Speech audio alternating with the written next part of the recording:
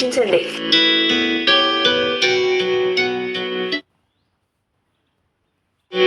కార్తీక పురాణం 30వ అధ్యాయం.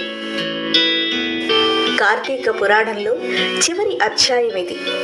ఈ అధ్యాయంలో సూత మహర్షి కార్తీక వ్రత మహత్యాన్ని ఈ విధంగా వివరిస్తున్నారు.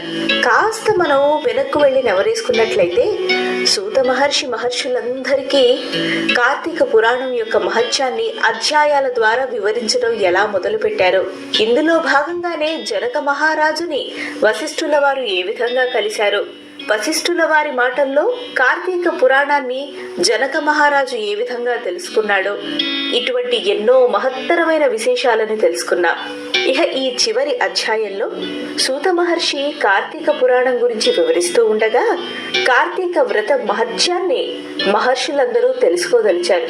ఎందుకంటే కలి ప్రభావం చేత పీడింపబడే వారికి మోక్షప్రదాయిని శివకేశవులిరువురికి ఇష్టమైన, దేవదేవతలకి ఇష్టమైన కార్తీక మాసం కాబట్టి, మరి కార్తీక మాసంలో మనం చేసే ప్రతి పూజ, ప్రతి దానం, ప్రతి వ్రతం, ప్రతి ఆచారం మనకి ఎంతో ఫలితాన్ని ఇస్తుంది.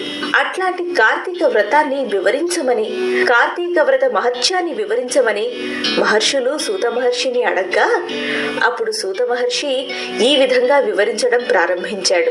సూర్య భగవానుడు తులారాశిలో ఉండగా కార్తీక మాసంలో మాధవుణ్ణి భక్తితో పూజించటం, స్నాన జప దాన పూజలు చేయడం, నేతి దీపాలు వెలిగించడం, ఇటువంటి ఆచారాల వల్ల జన్మాంతంలో సంభవించిన సకల పాపాలు పటావంచలైపోతాయి. సూర్యుడు తులారాశిలో ప్రవేశించినది మొదలు శివకేశవుల భక్తి పారాయణుడై ఎవరైతే మాసమంతా కార్తీక వ్రతం చేస్తారో వాళ్లకు ముక్తి లభిస్తుంది. ఈ వ్రతాన్ని ఆచరించని వారు అధములే అవుతారు. కార్తీక మాసం ప్రారంభం కాగానే కావేరీ నది స్నానం చేసిన వాళ్ళు దేవతలచే పొగడబడుతూ ఉండగా వైకుంఠాన్ని చేరుతారు. ఏ నదిలో స్నానం ఆచరించినా ఈ ఫలితం దక్కుతుంది. నెలలంతటిలోనూ కార్తీక మాసమే అత్యుత్తమం. వ్రతాలన్నిటికెల్లా కార్తీక వ్రతం ఎంతో గొప్పది.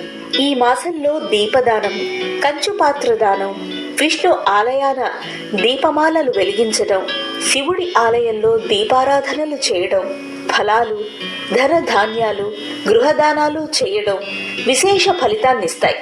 ధనిక దరిద్ర భేదాలు లేకుండా తమ శక్తి మేరకు ప్రతి ఒక్కరూ శివకేశవులకు ఆరాధన చెయ్యాలి. దీపం జ్యోతి పరబ్రహ్మ అని అన్నారు. కార్తీక మాసం అంటేనే దీపాల పండుగ.